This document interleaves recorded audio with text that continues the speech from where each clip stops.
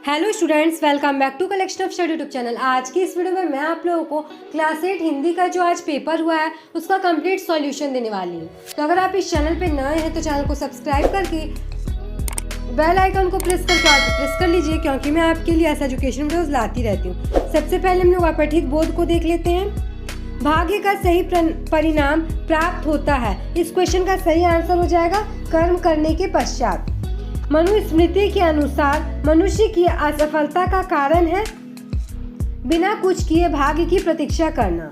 Next question है, निम्नलिखित कथन और कारण को पढ़कर नीचे दिए गए विकल्पों में से उचित विकल्प का चयन कीजिए। पुरुषार्थी भाग्य के अनुसार प्रतिष्ठा पाता है, पर आक्रमण में असहाय दुख भोगता है। रीजन है, पुरुषार्थी अपने परिश्रम से ही अपना भाग्य लिखता है। तो इस क्वेश्चन का सही आंसर हो जाएगा ऑप्शन घ। कथन और कारण दोनों सही है तथा कारण कथन की सही व्याख्या करता है। नेक्स्ट क्वेश्चन है, भाग्य और पुरुषार्थ के किस रहस्य को कथा के माध्यम से उजागर किया गया है। इस प्रश्न का उत्तर यहाँ पर था। देखिए, कथा का सार भाग्य और पुरुषार्थ के रहस्य को बताता है। एक अज्ञानी व्यक्ति सोचता है कि वह बिना मेहनत किए राजा के समान जी सकता है, लेकिन उसे यह बाद में पता चलता है कि बिना कर्म के सिर्फ भाग्य पर भरोसा करने से कुछ नहीं होता। बस आप लोगों को ये लिख देना था। नेक्स्ट क्वेश्चन है क्वेश्चन नंबर 5। गद्यांश के अनुसार भाग्य और कर्म दोनों साथ साथ चलते हैं। इस कथन को स्पष्ट करते हुए अपने विचार लिखिए। तो आप लोगों को बताना था कि सिर्फ भाग्य के भरोसे बैठे रहने से कुछ नहीं होता। जब तक हम लोग सही समय पर सही कर्म नहीं करेंगे तब तक हम लोगों को जो है रिजल्ट नहीं मिलेगा। देखिए, उसका वर्णन यहाँ पे किया गया है। भाग्य व्यक्ति के जीवन का एक हिस्सा है, लेकिन सही समय पर सही कर्म और बुद्धिमानी से निर्णय लेना भी आवश्यक है। मतलब सिर्फ भाग्य के भरोसे बैठे रहने से कुछ नहीं होगा। अगर हम लोग कर्म नहीं करते हैं तो कर्म और भाग्य दोनों जरूरी है। किसी एक के रहने से कुछ नहीं होने वाला। सेकंड क्वेश्चन है, निम्नलिखित गद्यांश को ध्यानपूर्वक पढ़िए और उस पर आधारित प्रश्नों के उत्तर लिखिए।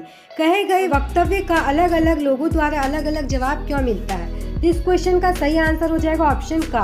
अपनी मनना स्थिति के अनुरूप अर्थ लगाने के कारण।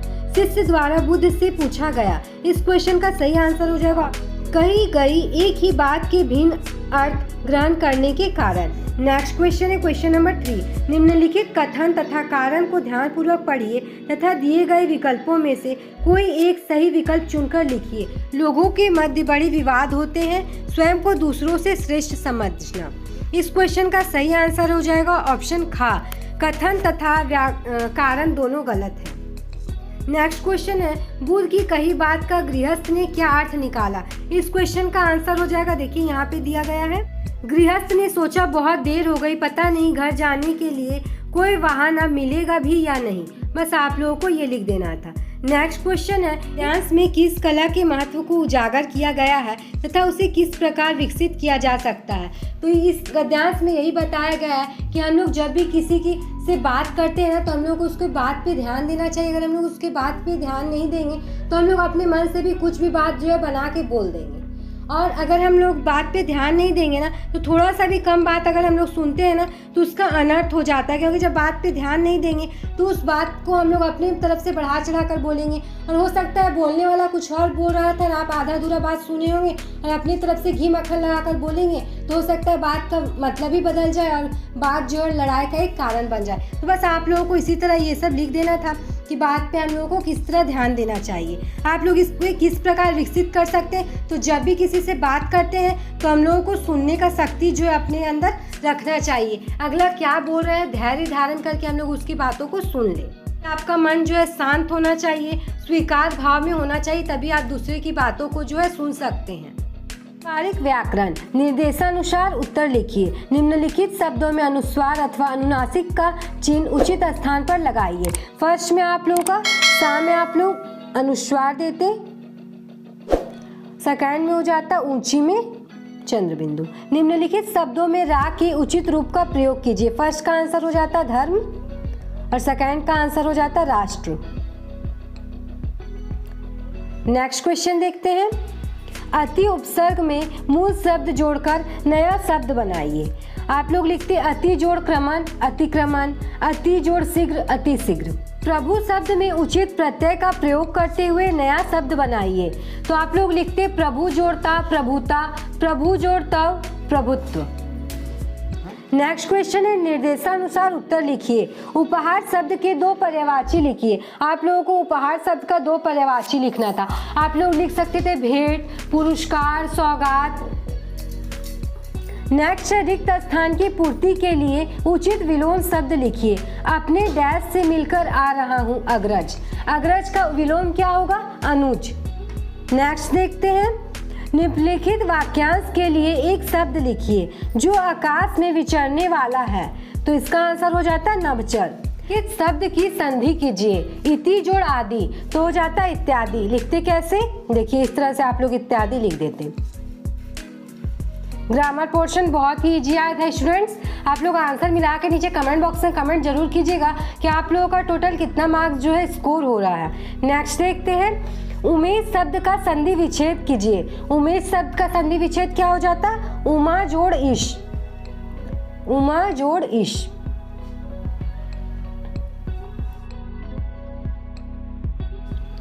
नेक्स्ट देखते हैं निम्नलिखित समस्त पद का विग्रह करके समास के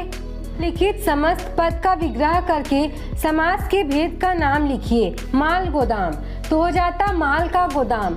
समास भेद क्या है? तत्पुरुष समास। स्त्री पुरुष तो इसमें आप लोगों का हो जाता द्वंद्व समास, स्त्री और पुरुष।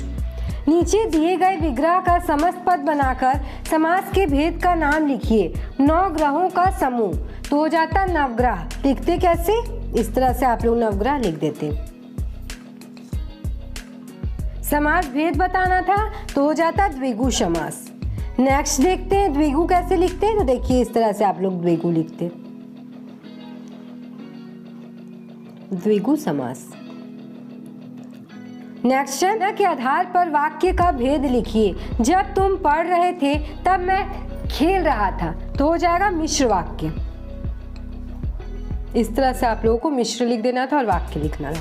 निम्नलिखित वाक्य का अर्थ के आधार पर वाक्य भेद लिखिए। उसके पास एक भी कोट नहीं है तो इसमें हो जाता है निषेधवाचक वाक्य। निषेधवाचक कैसे लिखते? तो इस तरह से आप लोग लिखते। अगर आप लोगों ने इस तरह लिखा होगा तो बिल्कुल सही है। नेक्स्ट देखते हैं रिक्त स्थान की पूर्ति करते हुए परिभाषा को पूर्ण कीजिए। जहां रूप, गुण आदि की समानता के कारण उपमेय में उपमान की संभावना या कल्पना की जाए वहां डैश अलंकार है। इस क्वेश्चन का सही आंसर हो जाएगा उत्प्रेक्षा। इस तरह से आप लोगों को उत्प्रेक्षा लिखना था। नेक्स्ट क्वेश्चन देखते हैं लिखित वाक्य पंक्ति में प्रयुक्त अलंकार का नाम बताइए। काली सड़कें तारकोल की अंगारे सी जली पड़ी थी तो इसमें हो जाता उपमा अलंकार। उपमा किस तरह से लिखते? तो इस तरह से आप लोग उपमा लिखते। नेक्स्ट देखते हैं इस वाक्य में उपयुक्त स्थान पर उचित विराम चिन्ह लगाइए। आज मैंने प्रेमचंद की बड़े भाई साहब कहानी पढ़ी तो आप लोग यहाँ पे क्या करते? प्रेमचंद को इन्वर्टेड कॉमा में रखते और बड़े भाई साहब को इन्वर्टेड कॉमा में रखते और लास्ट में जो है पूर्ण विराम देते। गणतंत्र दिवस की परेड में बच्चे, स्त्री, पुरुष सभी एकत्रित हुए तो गणतंत्र दिवस की परेड में बच्चे कॉमा स्त्री योजक चिन्ह देते स्त्री और पुरुष के बीच में। लास्ट में आप लोगों का पूर्ण विराम लगा हुआ था। उचित मुहावरे द्वारा रिक्त स्थान की पूर्ति कीजिए। खंड गा निम्नलिखित गद्यांश को पढ़कर दिए गए प्रश्नों के उत्तर लिखिए। बातचीत को आकर्षक बनाने का साधन है। इस क्वेश्चन का सही आंसर हो जाएगा तत्कालिक चुटीले उत्तर। सेकंड क्वेश्चन है बातचीत में सावधानी बरतने की आवश्यकता क्यों होती है। इस क्वेश्चन का सही आंसर हो जाएगा ऑप्शन घ, बातचीत की कला को आघात से बचाने हेतु। नेक्स्ट क्वेश्चन है जो व्यक्ति बातचीत की कला में निपुण नहीं होता उसके विषय में यह क्यों कहा गया है कि जो व्यक्ति बात नहीं कर सकता उस व्यक्ति की विद्या कायर के हाथ के अस्त्र के समान है। तो इस क्वेश्चन का सही आंसर हो जाएगा ऑप्शन ख, वह अपने भावों को अपने मन में ही रखता है। नेक्स्ट क्वेश्चन है सदग्रंथों का अध्ययन व विद्वानों के सत्संग आदि से क्या लाभ होता है। इस क्वेश्चन का सही आंसर हो जाएगा बातचीत की कला में प्रवीणता प्राप्त होती है। बातचीत की कला का ज्ञान होना क्यों आवश्यक है? तो जीवन में उन्नति प्राप्त करने के लिए ऑप्शन का। नेक्स्ट है निम्नलिखित पद्यांश को पढ़कर नीचे दिए गए प्रश्नों के उत्तर लिखिए। कदली से भुजंग मुख स्वाति 1 गुण 3 दोहे के आधार पर स्वाति नक्षत्र की बूंद से प्राप्त 3 गुण है। इस क्वेश्चन का सही आंसर हो जाएगा ऑप्शन ख, कदली, कपूर, सीप, मोती, सांप, विष। नेक्स्ट क्वेश्चन है, फटे दूध के उदाहरण द्वारा कवि क्या कहना चाहते हैं। इस क्वेश्चन का सही आंसर हो जाएगा ऑप्शन घ, बिगड़ी बात नहीं बनती। मोल करो तलवार का, पड़ा रहन दो म्यान पंक्ति का प्रयोग दोहे में किस कारण किया गया है। इस क्वेश्चन का सही आंसर हो जाएगा ऑप्शन घ, जातिगत आधार पर वर्ग भेद को दूर करने हेतु। नेक्स्ट क्वेश्चन है, दोहे में साधु के संदर्भ में कौन से कथन उचित है।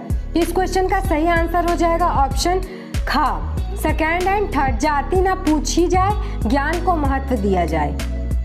रूठे सज्जन व्यक्ति को बार बार क्यों मना लेना चाहिए। इस क्वेश्चन का सही आंसर होगा ऑप्शन ख, वे उचित मार्गदर्शक व चिंतक होते हैं। स्टूडेंट्स, इसी के साथ हमारा ये वीडियो कंप्लीट हो गया। अगर आपको वीडियो अच्छा लगा तो वीडियो को लाइक कर दीजिए, और अगर आप इस चैनल पर नए हैं तो चैनल को सब्सक्राइब करके बेल आइकन को प्रेस करके ऑल पे प्रेस कर लीजिए, क्योंकि मैं आपके लिए ऐसा एजुकेशनल वीडियोज़ लाती रहती हूँ।